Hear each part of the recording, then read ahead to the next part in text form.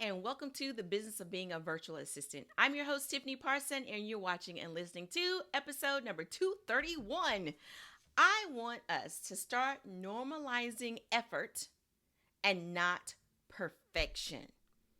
Let's talk about the fact that our industry is always changing, which means we are always having to learn new things, new skills, new tools, so that we can continue to provide the wonderful service that we're providing to our clients.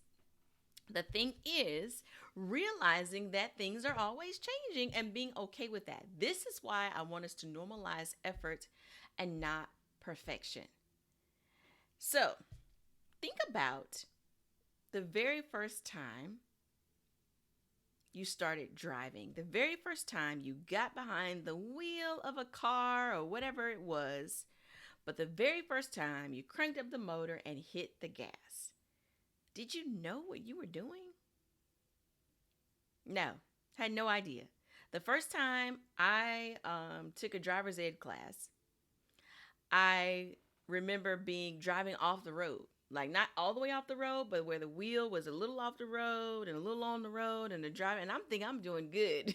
And the driver's ed teacher having to let me know I need to get on the road. Because before that, I had driven like around the driveway. And my parents' driveway was like a horseshoe, so I would drive round and round and round. That was the extent of my driving before driver's ed class. Um, but I didn't know what I was doing. Fast forward now, it's been 30 plus years of driving, and it's like second nature. You don't think about the fact that you have to stay on the road. You're not even thinking about it. What's something that you can remember trying for the very first time, and now you do it without even thinking? Maybe it was the first time you ever baked a cake, or maybe the first time you rode a bicycle. Now, you know, you don't even think about it. We take it for granted. But it started with us putting forth our effort. The thing is, because our industry, the things that we do change, we have to get comfortable with just our effort, right? I know we want things to be excellent for our clients. We want them to be perfect. They're paying for a service. And yes, this is true. The back side of that is we got to get comfortable with the fact that it's not going to be perfect out the gate. And you may not provide it for your client out the gate, but if you've been listening to the podcast for a while, you know we have our number one client. If this is your very first time listening to the podcast, our number one client is us. We are our number one client. What we're providing to our clients, more than likely our number one client needs it as well. And it's better that we test it out on us than our clients. That's where the effort comes in. That's where the scrapes and the bruises comes in. That's where we drive off the road a little and then we realize we need to get back on the road. That's where, the cake falls and it's not perfect. We didn't put enough sugar in or whatever it is. I don't bake, y'all. Not a baker. I'm still in the effort phase of the baking. But anyway, you get my point. Once we're comfortable with normalizing the fact that we're putting in effort, then we get closer and closer to it being so good, so right, so perfect. And then get ready, it's going to change. I have seen it so many times. A perfect example is when there was no video. Remember when video was not a thing? Before Facebook Live, before you could upload a video, before people caught on to YouTube,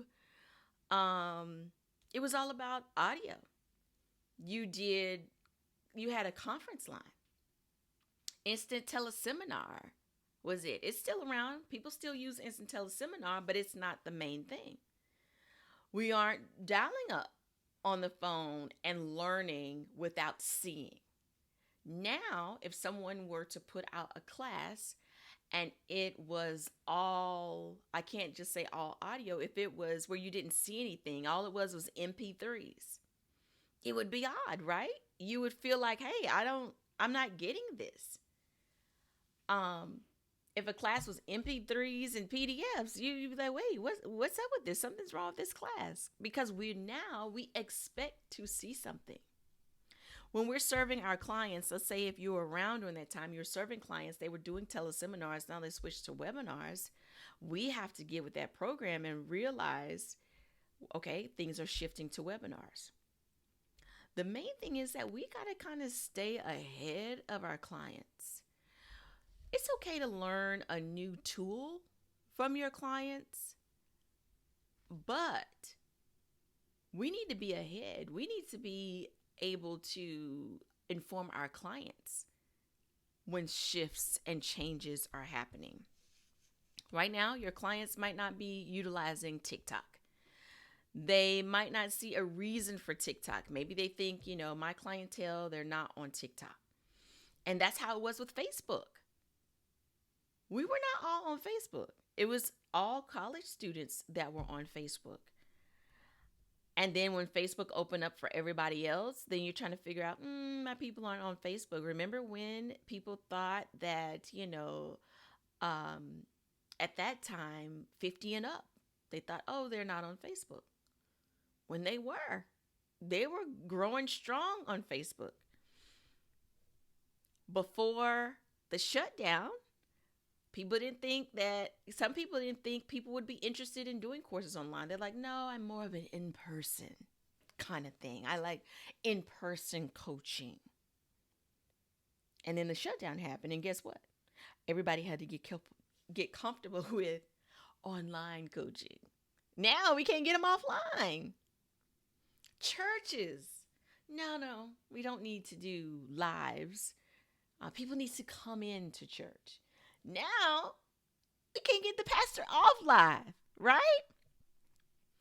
We need to be ahead of the curve. Learning. Let our number one client be the first one to take the plunge. So when our clients are ready and they say, hey, so-and-so, do you know how to do a TikTok? Do you know how to do Instagram Reels? Do you know how to get the words on my videos? Do you know how to make them small and then they get big? Do you know how to do the transit? Yes, I do. Why? Because we've been in the trenches putting forth the effort with our number one client. So when our other clients are ready, we can hop on board.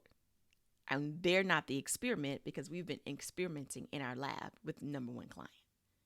Is that making sense? I hope it's making sense.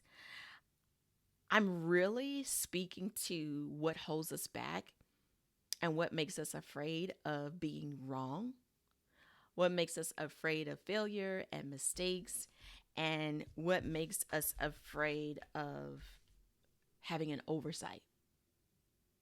See, if we spend time now grasping the concept of TikTok, understanding TikTok,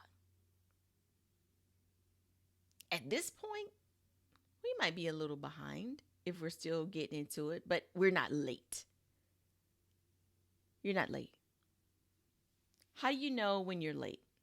You're late when your clients are asking for it. You're late when they start asking you about it. If they start asking you, and this is your first time hearing it, you're late. And I'm not talking about a new tool that came out because we can't know all the tools.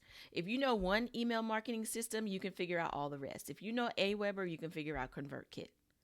If you know ConvertKit, you can figure out MailerLite and the others.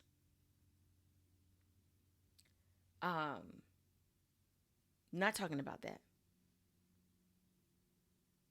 These platforms have different ways of doing things. The email marketing systems, the whole goal is to get your email out, to build a list, to have automated emails. The way we use TikTok is different from the way we use Facebook. They can have the same thing. Facebook and Instagram can have reels, but the way we do them for Instagram and Facebook is going to be different from how we do it on TikTok. The goal is different. Why people go there is different. That's what I mean by us learning that ahead of time. So when our clients ask, guess what? By the time they ask us, we're the experts on it.